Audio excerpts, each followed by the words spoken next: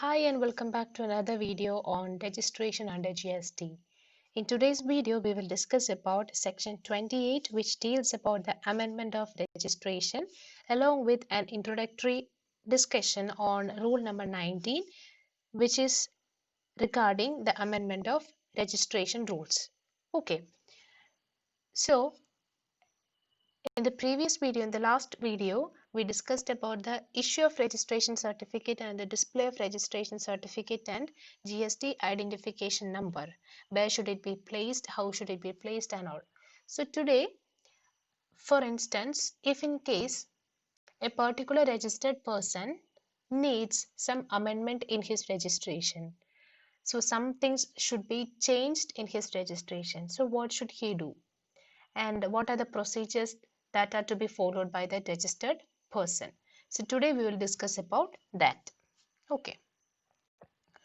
So once the registration is granted, it may be amended due to many reasons.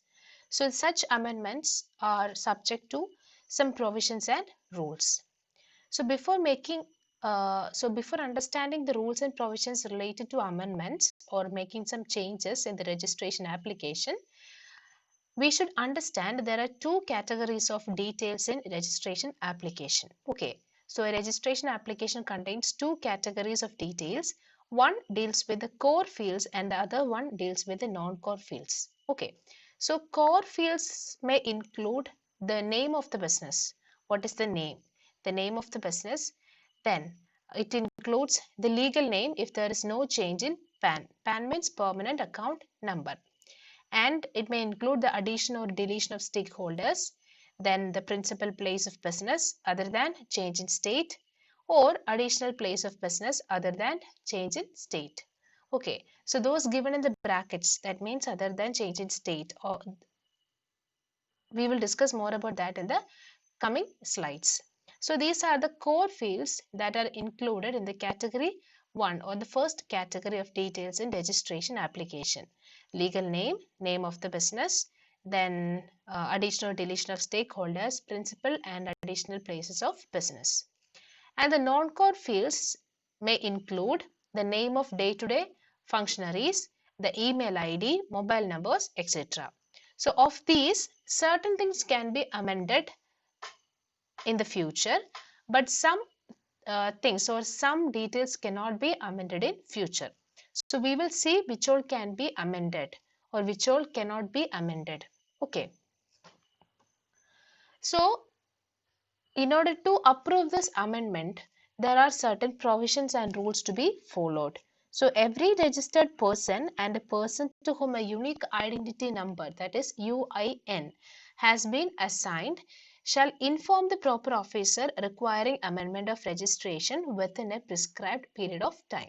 So if a registered person needs an amendment of registration, he should inform the proper officer that they require an amendment of registration. Okay, so the proper officer has all the authority either to approve or reject such amendments. So it should only be done after looking into the particulars of application for amendment. Okay, so what are the reasons why the registered person has come forward with an application of amendment of registration? They should look into each and every minute details. Okay, so based on that, the proper officer can approve amendment, or he can reject amendments in the registration.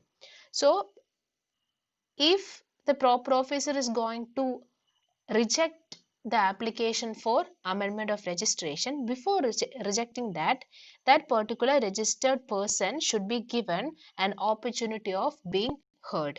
So he should be given an opportunity so that he can explain the reasons why there is a requirement for amendment of registration. Okay, so if that particular proper officer approves or rejects a particular amendment under the CGST Act or the UTGST Act, it shall be applicable for or under CGST Act also. Okay, so if it is approved or denied under SGST or UTGST, it shall be deemed to be a rejection or approval under CGST Act also. So these are the basic things or the basic provisions regarding section 28, which deals with the amendment of registration. So these 3 points should be kept in your mind. So where there is any change in the particulars furnished in registration application or UIN application, registered person shall submit an application in prescribed manner. So first they should communicate to the proper officer that they need an amendment in their registration, and after informing the proper officer, he or she, the registered person, should submit an application in the prescribed form. Okay, so the application for the amendment should be submitted electronically in form GST REG 14 along with the documents supporting the amendment of registration. Okay, so either at the time of obtaining registration or unique identity number, or as amended from time to time within 15 days of such change, along with documents relating to such change in the common portal. So whenever the change happens from that date, within 15 days of such change, they should file an application for amendment of registration in form GST REG 14. Okay.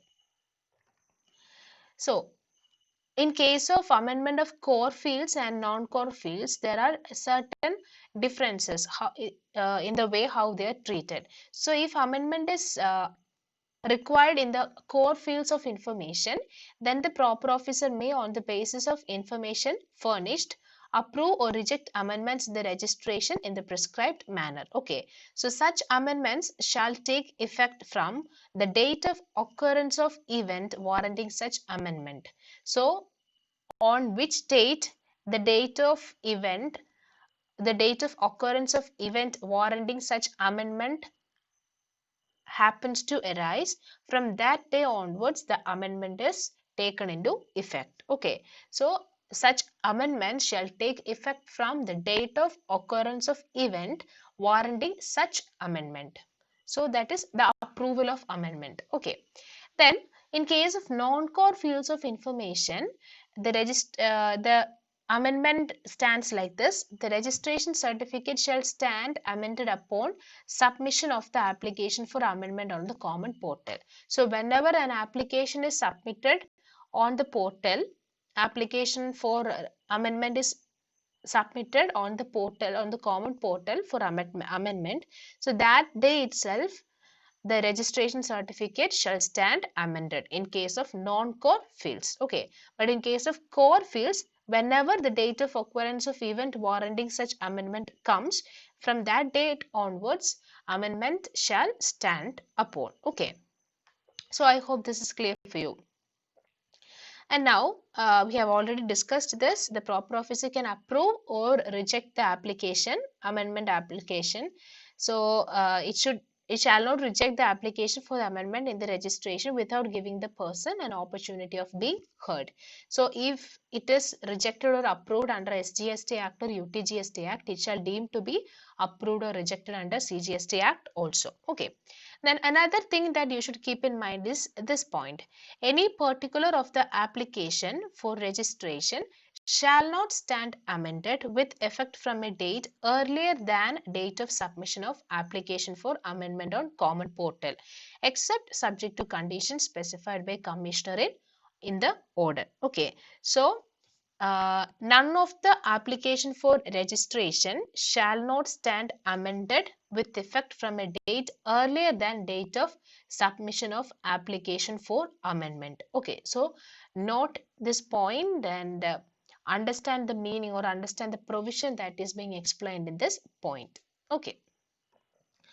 Then okay, we have discussed that there are certain except subject to conditions specified by commissioner in the order. So in certain cases amendment cannot be possible.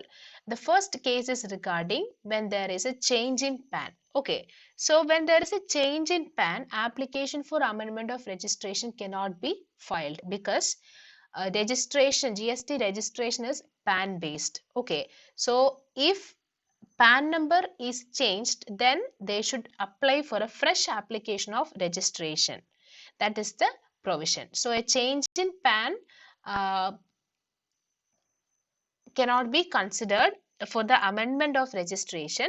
If there is a change in PAN, then that particular registered person should file a fresh application for registration. Okay. In the same way, if there is a change in place of business, that means if there is a change in place of business from one state to another, the application for amendment of registration cannot be filed because GST registration are state specific. Okay, so because of this reason, if there is a change in place of business, amendment application cannot be given. So if in that case, if one person is planning to relocate his business from one state, that means from Kerala to Karnataka, then he must voluntarily cancel his registration in Kerala and he should apply for fresh registration in the state of Karnataka. Okay, so these two are the main situations where we cannot adapt to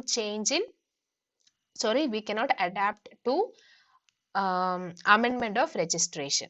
Okay. So far we have discussed section 28 regarding the amendment of registration, or what is the background or what is the provision regarding the background of amendment. So now we'll discuss about rule 19, which deals about the rules regarding amendment of registration. So we have already pointed out that amendment or application for amendment of registration should be given 15 days within 15 days of such change, and it should be given in form GST REG 14 with all the required documents relating to such change. So in normal cases, the proper officer shall approve the amendment application within a period of 15 days from the date of receipt of such application. So if the proper officer fails to take any action within a period of 15 working days or within a period of 7 working days from the date of the receipt of reply to the show cause notice, then the certificate of registration shall stand amended to the extent applied, and the amended certificate will be available to the registered person on the common portal. So I pointed out earlier that in some situations or before rejecting an application, the proper officer should give the registered person an opportunity of being heard, or they will be asked, the registered person shall furnish a reply to the notice to show cause within a period of 7 working days. Okay, so in that situation, that means if the proper officer is not satisfied with the documents supported and with the reasons that the registered person has raised for the amendment of registration, and if the proper officer asks that particular registered person, give me some reasons so that I should not reject your application. So such a notice will be issued to the registered person, and that is the show cause notice. Okay, so if the registered person do not get a reply within 7 working days from the date of receipt of reply to the show cause notice, then the certificate of registration shall stand amended. So further rules regarding amendment of registration, that is rule 19, will be discussed in the next video so that the whole process becomes so much clear to you. So go through the video again and understand section 28 and the introductory discussion on rule number 19. We will discuss the rest of the portions in the coming videos. Thank you.